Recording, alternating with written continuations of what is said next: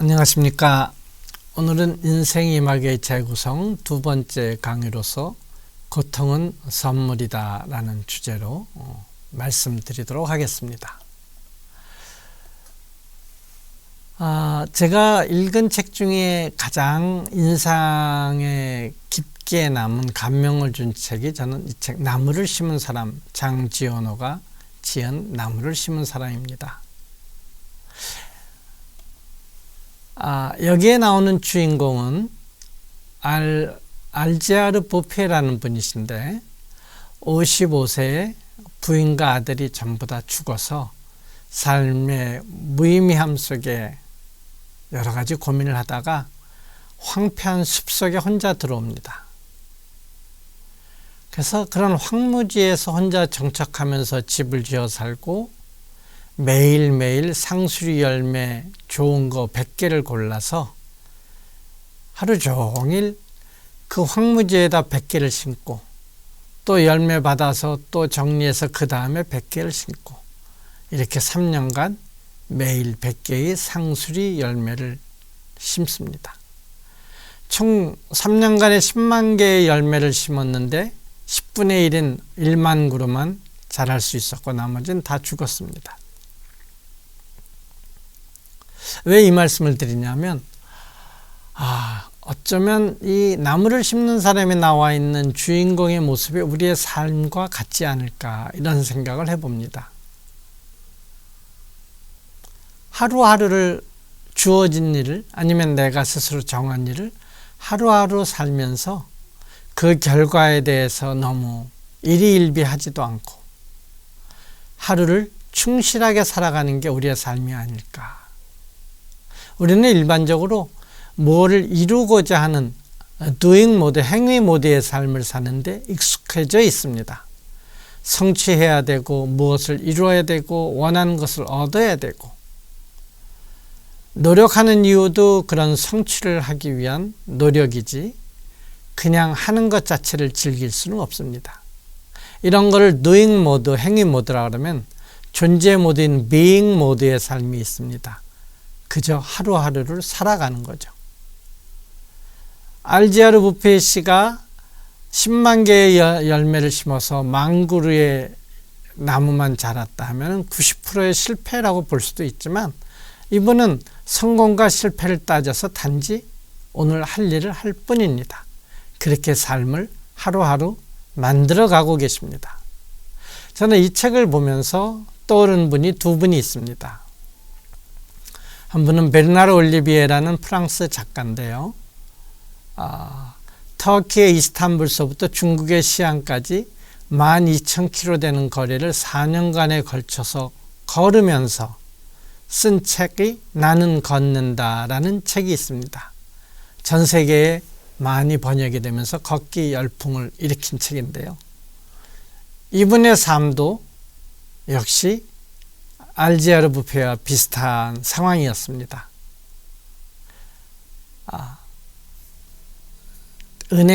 기자로 근무하고 계시다가 60세에 정년퇴직이 된 후에 집으로 연금통지서가 도착합니다. 연금통지서를 받자마자 이제 TV나 보고 소파에 누워서 TV나 보면서 죽어라 라는 것으로 이분은 그 연금통지서를 받아들였습니다. 그런데다가 퇴직하는 해에 어머니께서 돌아가시고 부인이 돌아가십니다. 가정적으로는 그렇게 됐고 사회적으로는 이제 더 이상 자기의 존재 가치를 찾을 수가 없고 이 사람은 삶의 의미를 찾지를 못하고 무기력에 빠지다가 죽기를 생각을 합니다. 죽음을 생각하고 있는데 조카가 찾아와서 친구들하고 놀러 온다 그래서 그냥 집 분위기를 좀 젊은 애들 분위기답게 인테리어를 좀 한 다음에 바로 배낭을 메고 그날부로 집에서부터 산티아고에 있는 컴포스텔라라는 대성당에까지 2,300km를 걸어갑니다. 원래 마라톤을 꾸준히 하셨던 분이라 체력은 좋으셨던 분인 것 같아요. 2,300km를 걷고 아, 그래, 나는 아직 쓸모가 있어. 내 존재 가치가 있다는 걸 느끼기 시작합니다. 내가 아직 건강해. 경제적인 여유도 있어. 사회적인 전문가의 경력도 갖고 있고 전문 지식도 갖고 있어. 이런 내가 왜 존재 가치 없다 생각했지? 나는 할 수 있어. 그러면서 프랑스 정부의 쉐이유라는 프로그램을 제안을 합니다. 쉐이유는 문턱이란 뜻으로 문턱 넘기가 어려운데 손 내밀어서 문턱만 올라오게 하면 살 수가 있게 된 그 문턱이란 뜻을 지닌 프랑스어인데요. 청소년들 교화 프로그램입니다. 범죄를 저질러서 감옥에 갈 사람들을 그런 청소년 범죄자에게 이 쉐이유라는 단체에서 멘토를 붙여서 1대1로 3,000km에서 4,000km를 걷게 해서 그 걷기를 무사히 마치고 돌아오면 형을 면제시켜주는 멋진 교화 프로그램입니다. 그거를 제안을 하시고 지금 90세가 넘은데도 은퇴자 학교를 준비하고 계시는 분입니다. 또 한 분 생각나는 분이 빅터 프랭클이라는 독일의 심리학자입니다. 이분은 유태인이기 때문에 제2차 세계대전 당시에 나치 수용소에 감금이 됩니다. 비록 어떤 사람이나 환경이 나의 몸을 아무리 구속을 한다 해도 내 마음까지 구속할 수 없다. 내가 나로 몸이 구속된 상황 속에서도 나는 나로서 살아갈 의미와 가치를 있다라는 이론을 정립해서 수용소에서 의미치료, 로고세라피라는 의미치료 이론을 정립해서 나온 그 이론의 창시자가 빅터 프랭클입니다. 이분은 수용소에서도 지내면서 인간다움을 잊지 않기 위해서 세수를 깔끔하게 하고 자살을 하려는 사람들을 찾아가서 자기 목숨을 걸고 그 사람들의 목숨을 구해주기도 하면서 삶의 의미를 찾아갑니다. 알제아르 부피에 베르나르 올리비에 빅터 프랭클 이 세 분은 전부 다 상당히 극한적인 상황에서 삶의 의미를 나름대로 찾아가면서 하루하루 멋지게 자기 삶을 살아가는 분들입니다. 그래서 제가 절망에서 희망으로라고 이런 제목을 붙였습니다. 하루는 알제아르 부피가 키웠던 나무 중에 1년 만에 1만 그루 단풍나무가 다 죽습니다. 그때 이분은 뭐라고 얘기했냐면 내일 또 나가서 심어야지. 자기가 심은 1만 그루의 단풍나무가 죽었는데 실망을 하거나 좌절하거나 이제는 못하겠다가 아니라 난 내일 또 나가서 내 할 일 나무를 심어야지. 그래서 토양학적으로 그것이 잘 안 맞는다는 걸 알고 너도 밤나무를 심기 시작했습니다. 저는 이분을 통해서 내일, 어제가 중요한 게 아니라 오늘 하루, 지금 여기의 삶을 잘 살고 계신 분이다. 우리는 힘들 때 과거를 자꾸 반추하면서 더 힘들어하기도 하고 어제의 일로 인해서 오늘도 힘들어하고 또는 오지도 않는 미래의 일로 인해서 오늘이 없어지고 우리의 현재는 존재하지 않고 우리의 삶에는 과거와 미래만 존재해서 우리를 무척 힘들게 합니다. 어제의 일은 어제의 일, 오늘은 내가 할 일은 나는 일어나서 나무 열매를 심으러 간다는 것. 또 이분이 그 나무를 심는 동안 세계대전이 일어나서 전쟁이 일어났지만 이분은 그냥 워낙 깊은 구석에 있기 때문에 아무도 찾아오지도 않았고 그냥 나무를 심고 세상 변화하는 무관하게 하루하루 자신의 할 일을 하면서 살아갑니다. 심지어는 전쟁 물자로 쓰기 위해서 벌목꾼들이 와서 나무를 변화가는 것도 그냥 두고 자기 할 일만 합니다. 근데 결국 정부에서 포기를 합니다. 벌목을. 왜냐하면 워낙 숲이 빽빽하기 때문에 그 운송하는 비용이 더 많이 들어서 경제적으로 효과 볼 게 없다 싶어서 벌목을 포기하는 일도 생깁니다. 세상의 변화와 상관없이, 어제와 미래와 상관없이 지금 여기의 삶을 충실하게 사는 이분의 책을 저는 여러분께 꼭 권하고 싶습니다. 이분은 규칙적으로 일을 하죠. 자연 속에서 좋은 공기를 쐬고 음식을 상당히 소탈하게 먹으면서 그저 오늘 할 일만 하기 때문에 마음은 평화롭습니다. 규칙적인 일을 한다는 건 시간 관리를 잘한다는 거고요. 자연과 공기 속에서 할 일을 한다는 것은 건강과 취미를 같이 즐길 수 있는 일이 될 수도 있고, 음식을 먹고 하루하루 생활 습관을 잘 관리하고 그러면서 평화롭게 하루하루를 잘 살아가는 겁니다. 나무를 심은 사람이라는 애니메이션 영화가 있으나 30분짜리 영화인데요. 이 애니메이션을 만든 분이 아마 카나다인으로 알고 있는데 이 애니메이션을 너무 멋지게 그려서 큰 상을 받은 걸로 알고 있습니다.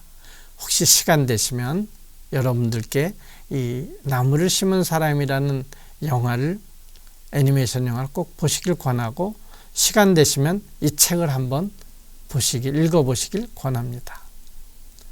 두 번째로 오베라는 남자라는, 여러분이 영화를 통해서 2016년도에 개봉된 영화인데, 원래는 스웨덴 작가 프레드릭 백맨이란 분이 쓰신 소설입니다. 여기에 나오는 오베는 어떤 분인가 하면 59세에 43년간 근무했던 철도 회사에서 일방적인 해고 통보를 받습니다. 부인이 돌아가십니다. 자살을 6번 시도했는데 다 실패합니다. 그래서 이분의 꿈은, 이분이 하는 건 매일 아침 부인 묘지에 가서 나도 빨리 당신 옆으로 갈 거야 라고 하는 거 외에는 할 일 없고 매일 죽을 생각만 하고 있습니다. 자, 그럼 베르나르 올리비에 씨 볼까요?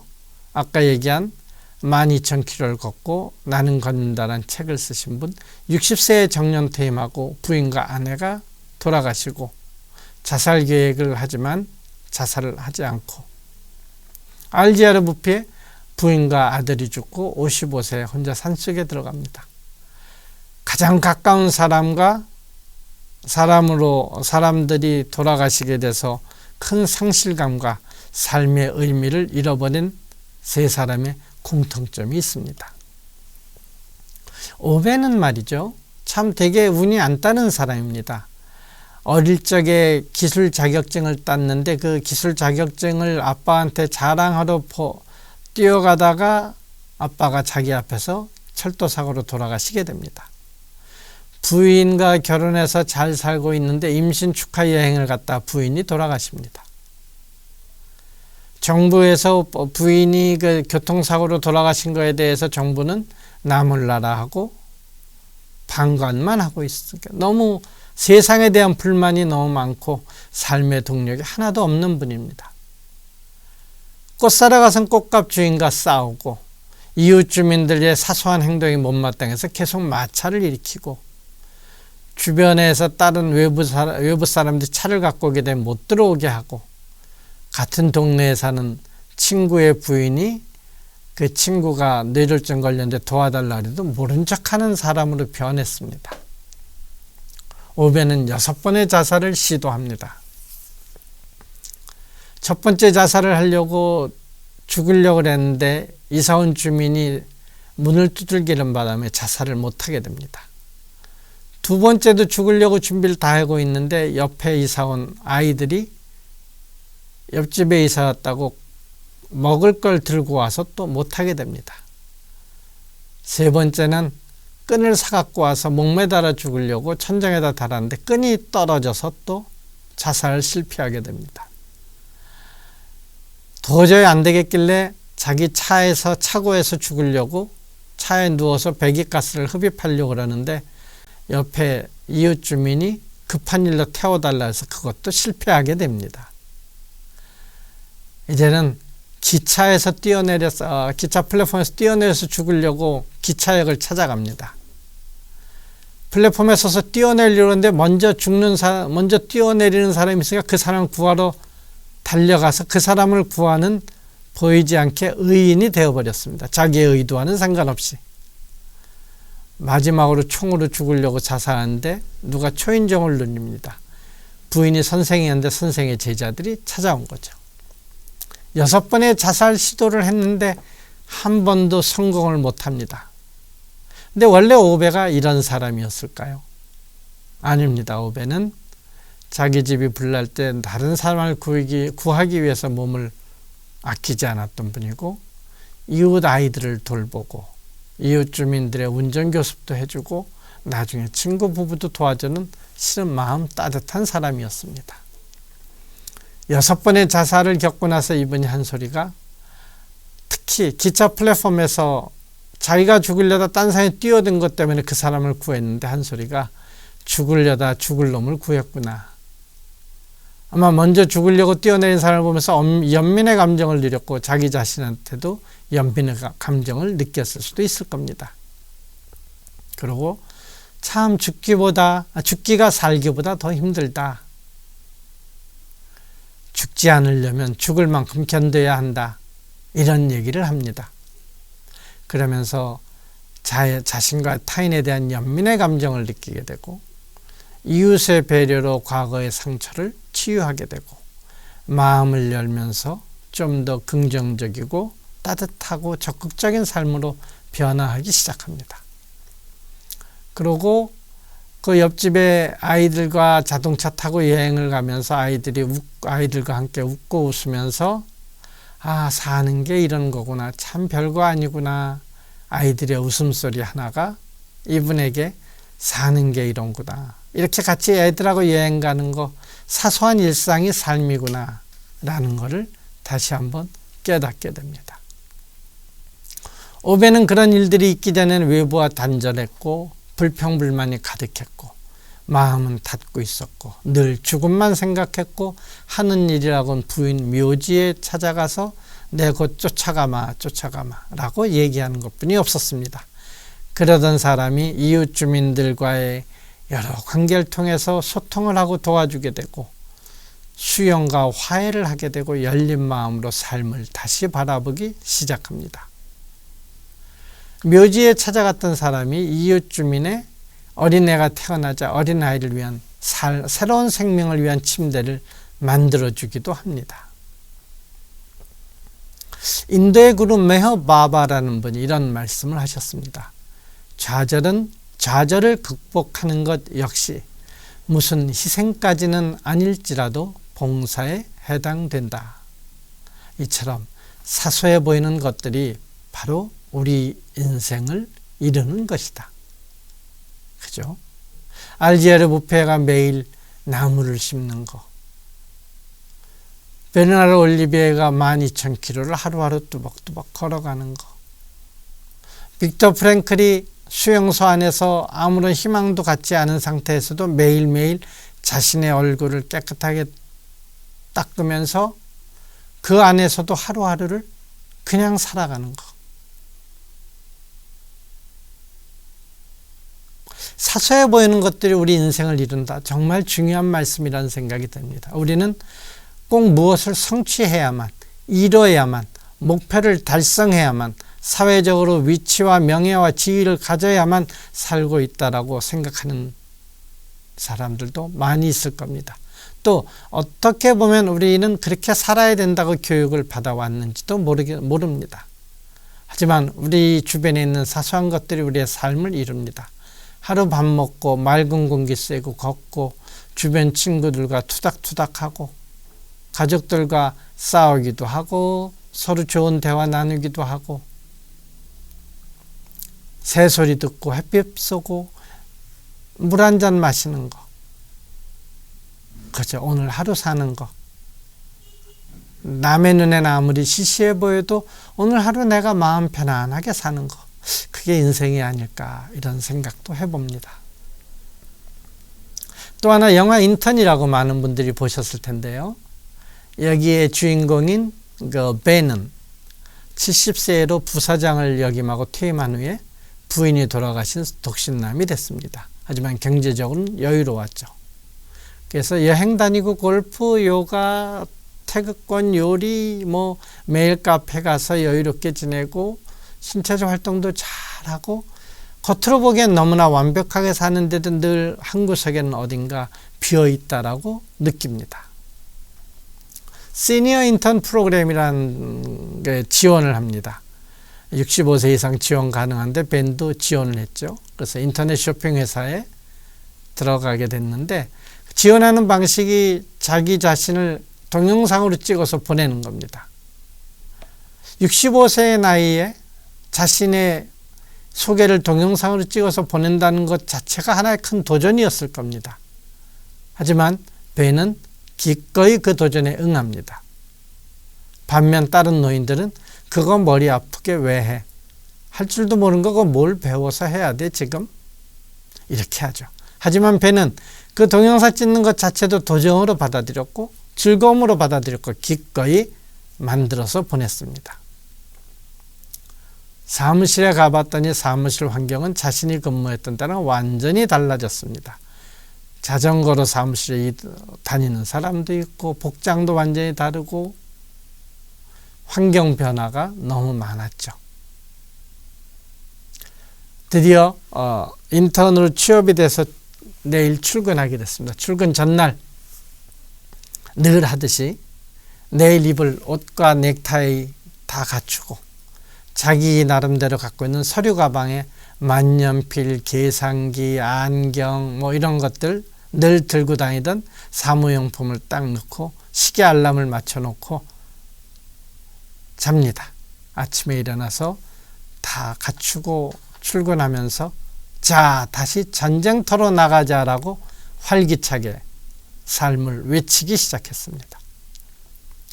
아침에 일어나서 늘 할 일 없이 커피숍에 차 한잔 마시고 요가나 태극권 하면서 겉보기에는 완벽해 보이지만 늘 빈 구석이 있는 이 사람한테 아침에 출근해서 갈 곳이 있습니다.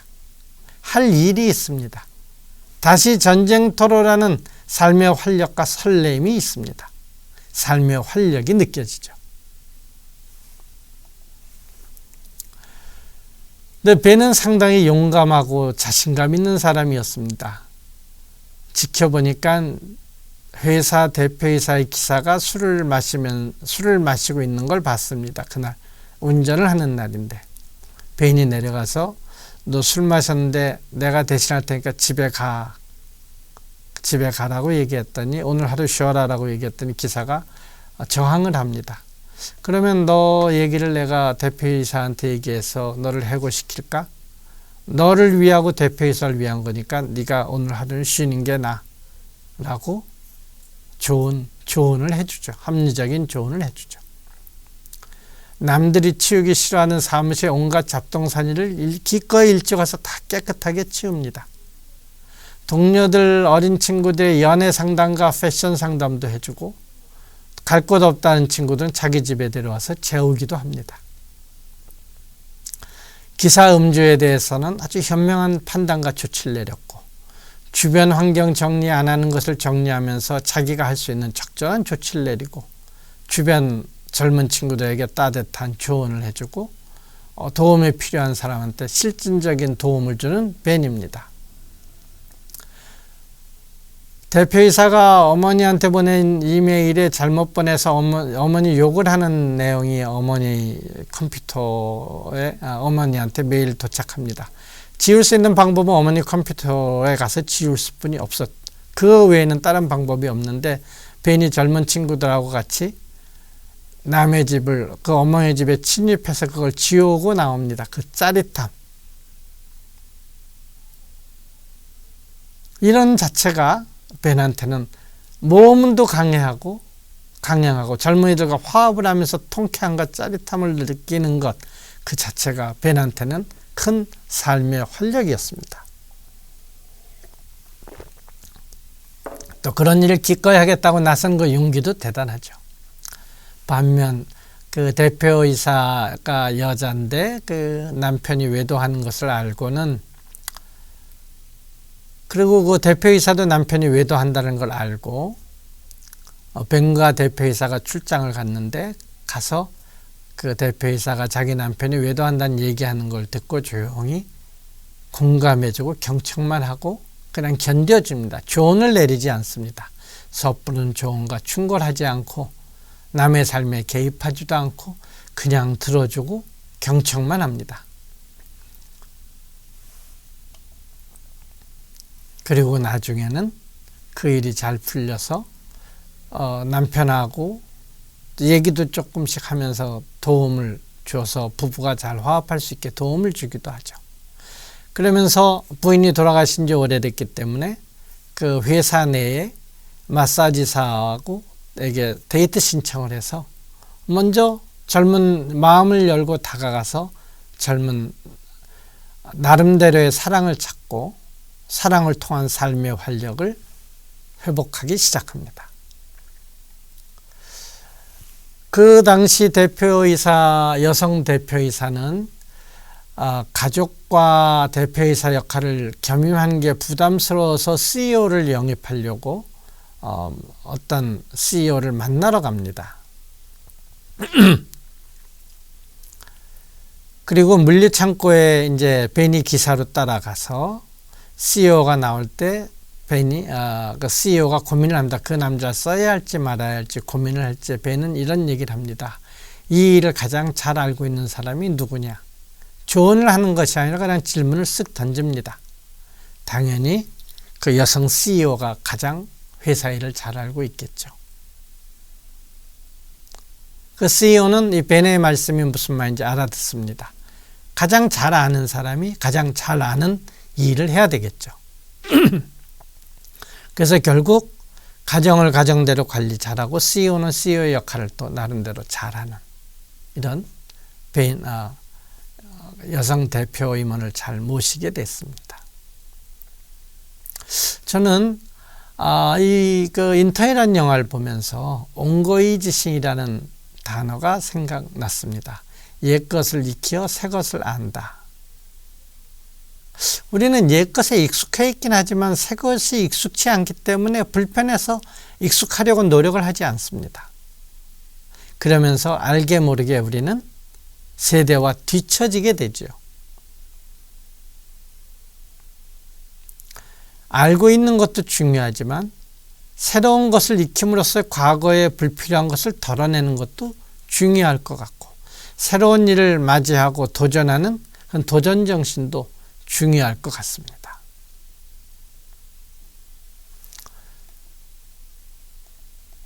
저는 오늘 그 인생 이막의 재구성, 고통은 선물이다라는 얘기를 통해서 드리고 싶은 말씀은 한 가지입니다.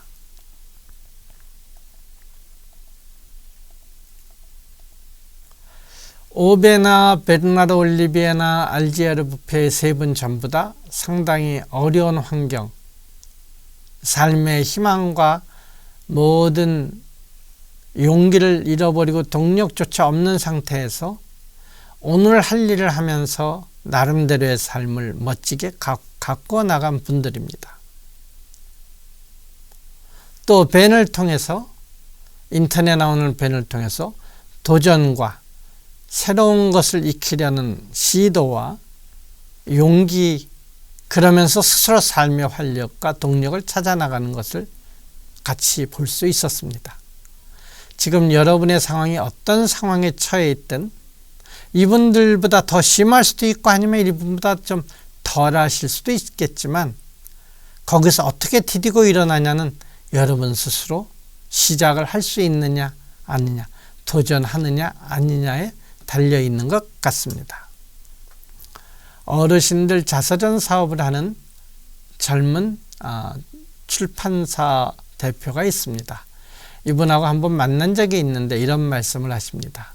어르신들 자서전 사업을 위해서 당신들이 직접 자기 얘기를 쓰기도 하고 그 글에 대해서 같이 얘기를 하다 보면 많은 분들 책을 만들었는데 그 젊은 대표가 하는 얘기가 사람들은 각자 자기 고통이 가장 괴롭다고 느끼는 것 같습니다. 하지만 객관적으로 보면 그렇게 꼭 힘들지만은 않을 수도 있다라고 얘기를 했습니다. 정말 의미 있는 얘기인 것 같아요. 여러분이 겪고 있는 고통은 정말 크다고 느끼시면 그만큼 크다는 건 충분히 인정합니다. 하지만 다른 분의 입장에 봤을 때 여러분의 고통은 그다지 크지 않고 그분의 고통이 더 크다고 볼 수 있습니다. 절대적인 고통의 크기를 비교할 수 있는 어떤 계량기도 없지만 과연 정말 여러분이 겪고 계신 그 고통이 세상에서 가장 큰 고통인지는 한 번쯤 생각하는 것도 좋지 않을까, 이런 생각을 해봅니다. 어쩌면 시각을 바꾸면 여러분이 느끼는 고통이 조금은 변화될 수도 있고 고통의 삶의 동력으로 활용될 수도 있지 않을까요? 중요한 건 고통 속에 매몰되거나 머물러 있지 않고 알제하르 무페처럼, 오베처럼, 베르나르 올리비에처럼 뭔가를 하기 위한 시도를 했다라는 거죠.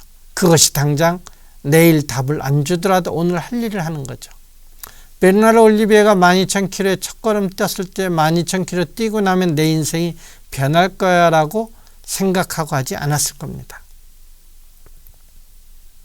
알제하르 무페가 나무를 심을 때도 내가 나무를 심어서 숲을 갖고 와서 10,000명의 사람들이 여기 와서 2주에 살 거라는 기대를 안 하고 단지 오늘을 살았죠. 여러분, 지금 고통 속에 힘들어 하십니까? 노후 준비가 안 돼 있어서 불안해 하십니까? 할 일이 없어서 갑갑하고 막막한가요? 오늘 제가 여기에 소개해드린 분들의 책과 영화를 한 번쯤 보시기를 권해드립니다.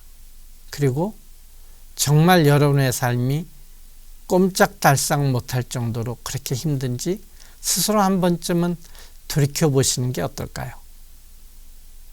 여러분이 진짜 힘들어라고 얘기하면 저도 충분히 여러분이 힘들다라는 걸 100% 인정하고 그렇습니다라고 말씀을 드립니다.